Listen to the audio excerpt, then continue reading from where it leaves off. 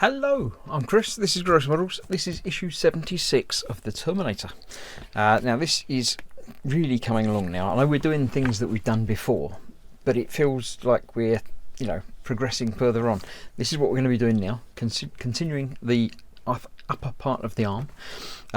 In this issue we have the other side of the little plastic thing that we did last time. If you didn't see that, come watch it again. Another cast metal piece and some screws and rubbish. Right, I shall put those to one side. We also need parts that we've done previously, the last week's parts, as well as other parts from the last few issues, the last month's build. So I've got all of those prepared. I know it's not normal me having stuff prepared.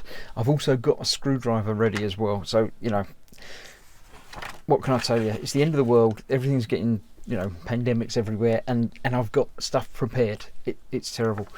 Right, I shall put the little picture-in-picture down here to cover over the edge of the page where I've got it so I can see it as well. We are going to start, as ever, with step one, where we are taking the socket liner and fitting it into the socket. That seems sensible. As ever, we're making sure you get it the right way around. Now, that's just step one from this week. That's that. They made me do that on the last week in four different steps, but now it's just step one. Just put it in there. Done. Sorted. There you go. Step two, we're taking the shoulder joint from a previous assembly. We're popping it into the joint that we have just done. So it goes in there like that. So it turns, but not easily. It's one of those. It will turn if you need it to, but don't force it. Then step four, we are taking the arm assemblies from 72 and 74. I don't know which issues they were from, but there we go. We're positioning them as shown. Let's have a look. We've got those like that, and those like that way, that one, and that one. It hasn't got that bit in there. I don't know why it hasn't got that in there, but I've left that in there. So we got that one in that side. Why are we not? It tells us not to have that in there, but I'll leave it in there for now, because why not? Right, that's that. We're positioning the eyelets over the shaft, and then we're going to be using some screws. So let me get the screws open, so we've got less things to worry about while we're doing other things. We have, what have we got? 2 long ones, 2 short ones, so it's probably one of each that we'll be using. I would assume that's the way these things normally work. We're taking this, right, so we're getting those over there, but just sort of over there. No holes on the other side of that. So that's going to go there.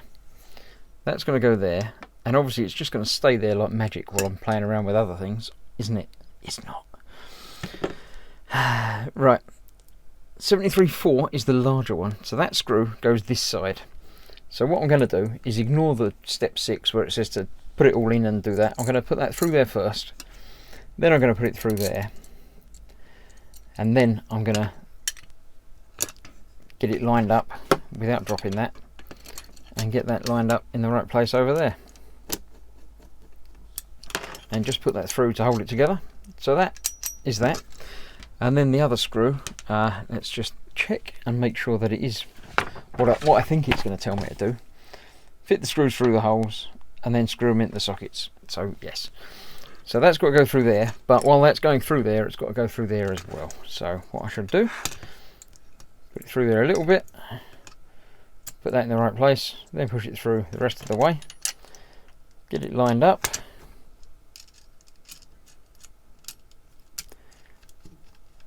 It feels like that's going into a hole. Make sure that looks like what it should look like from the other picture. It does indeed. So then, I know this is going to be a little bit tight because it's got the rubber bits going into there. So I shall continue to tighten these 2 screws up. There we go, and hopefully that will close that gap and make it all fit together lovely.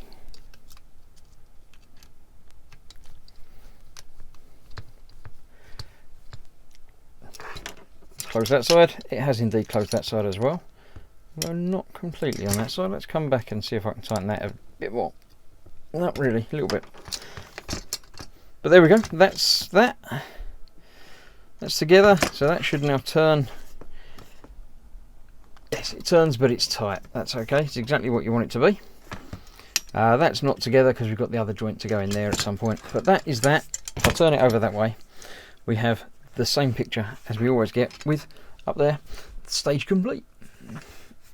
There you go. Sort of. It doesn't quite look like, I don't know how they've got that at some dodgy angle, but there we go. That's stage complete with that.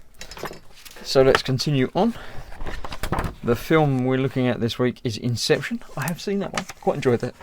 That was quite good. Yep. Was it a dream? We don't know. Maybe. And obviously we're talking about dreaming. And then as the final picture, we'll be back next week's issues assembling the first finger of the left hand. And that's interesting because we're doing the upper arm. So obviously then we're going to skip the lower arm and just go straight to a finger. So we'll see. Hopefully, it looks like there's tubes there. So hopefully they've learnt their errors from the first hand and are doing the upgraded version of the finger already. So we'll see about that next time, which should be tomorrow. If you're watching these as soon as they go live, the next issue should be live tomorrow for you. So that was 76. See you soon for 77. But there are other builds you can watch, other videos you can see, other channels you can watch even while you're waiting. So hopefully, you know, tomorrow. If not, if you're watching this sometime in the future, then it's probably already there. I might have finished. If I've finished, let me know if it's any good. But yeah, other than that, I shall see you soon. Thanks for watching. Stay safe. Bye bye.